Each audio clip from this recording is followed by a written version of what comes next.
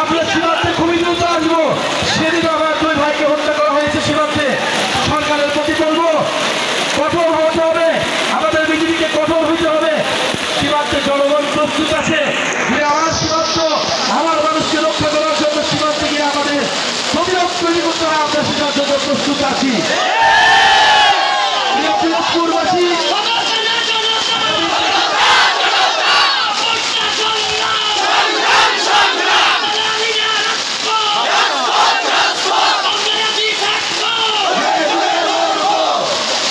পিরোজপুরবাসী ঢাকায় শহীদ মিনারে গত বছর একটা দিয়েছিলাম।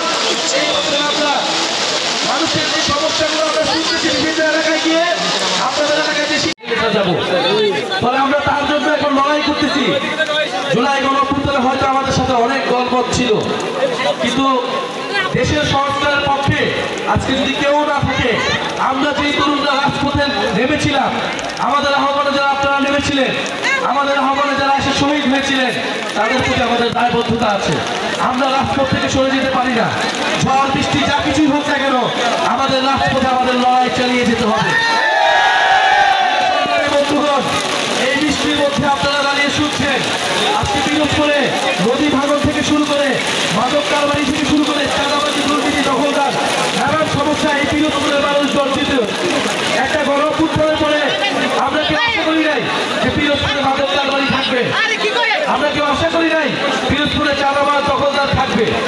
আমাদের ক্ষুদ্র বাজারে ব্যবসায়ীরা এই চাঁদাবাজদের অত্যাচারে তারা ব্যবসা করতে পারতেছে না ঠিক মতো। আপনারা ঢাকায় বিভৎস সহ ঘটনাটা দেখেছেন, কিভাবে পাথর মেরে আমাদের এক ব্যবসায়ীকে দখলদারিত্বের অন্তর্গোলনের কারণে মেরে ফেলা হয়েছে।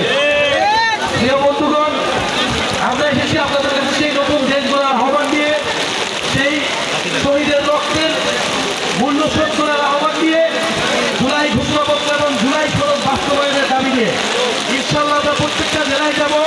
ঝড় বৃষ্টি সব কিছুকে উপেক্ষা করে আমরা আমার কাতারে থাকবো। আরেকটা কথা বলতে চাই,